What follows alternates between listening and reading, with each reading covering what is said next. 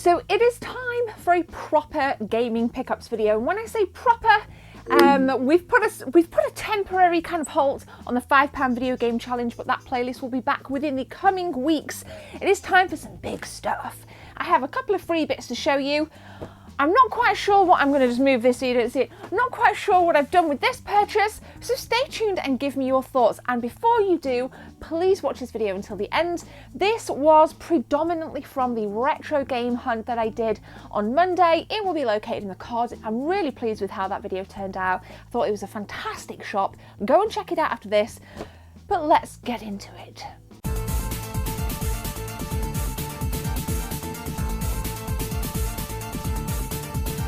So, free stuff. There's actually stuff over there. When I was in Mobile Game Exchange, I asked the guys if they had any kind of posters and things, and boy did I come up clutch, because this is a huge Crash Bandicoot Insane Trilogy like standee. I haven't even set it up yet. I'll probably set it up and chuck stuff on my Instagram. I have a Days Gone one and I have a Super Smash Bros. One, and I got some posters, so I was like super stoked. Really great shop, I can't kind of recommend it enough. So I was like, where I'm going to put it in this lady lounge, I have no idea. I have a Devil May Cry stand over there on the door. I have a Kingdom Hearts one there on my other door. It really is just ridiculous at this point, but I wanted to kind of just utilise it into this space anyway. So I have Super Nintendo, I have Wii, I have PS4. I'm going to start with a couple of PS4. Picked up Dragon Quest Builders.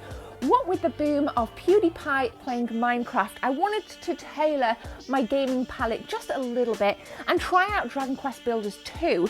This was released, I think, about 6 weeks ago, and so far I think it's been a very slow start with this. I definitely need to put more time in because I've heard really good things, and there's a lot of people streaming it and a lot of people saying that what with the kind of revival of Minecraft, you know, if you don't want to play that, this seems like an obvious choice, and apparently it's very much improved from the first. I can't vouch for that as I haven't played the first, but I'm definitely going to be putting more time into Dragon Quest Builders 2. It's a beautiful looking game. Love the colour palette. Colour palette is a huge part of the game for me because I just love things that are bright, things that are happy. So this really kind of taps into that side of my gaming personality.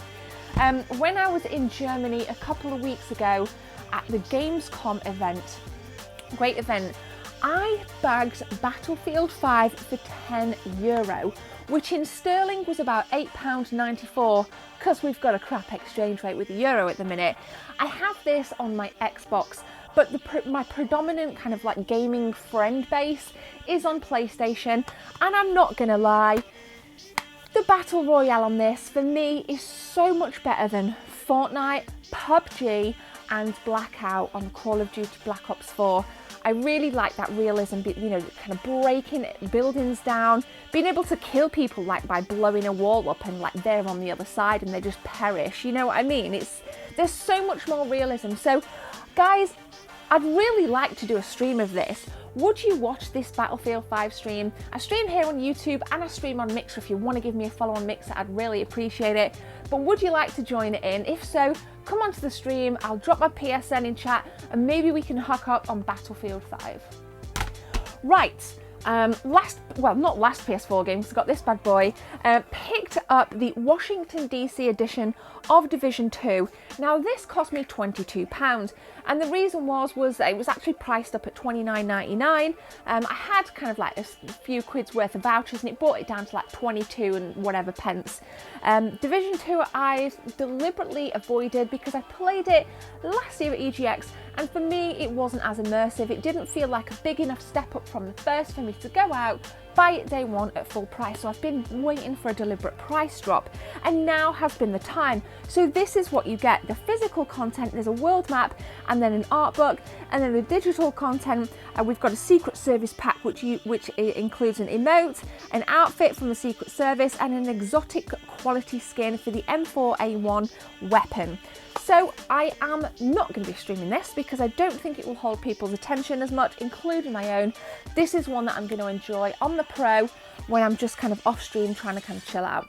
If you've played the Division 2, I'd love to know your thoughts because it didn't bowl me over at EGX. So 22 quid, I can handle if it's crap, but if it's not, please let me know. Okay, my favourite console on earth. I have two boxed NTSC Super Nintendo games. We're starting off with Super RType. This is boxed complete. I have been after this game, boxed complete, for maybe the past 12 to 18 months. And you may have actually clocked this on the video. If you do watch the Retro Game Hunt after, there was a pile of NTSC games with some unboxed Super Nintendo games. So I just thought, yeah, I kind of knew I was gonna go in for that. So this is a really nice kind of shoot 'em up game. It's really fast paced. There's a lot going on the screen. I'm not too bad at it actually. I'm really not too bad at it at all. It's one game that I do need to complete. It's on my list of I must complete this game. Love the artwork, love the colour palette again, really nice soundtrack, and overall pretty stoked that I managed to pick this up. This was priced at £30. With NTSC stuff you can usually get it a little bit cheaper.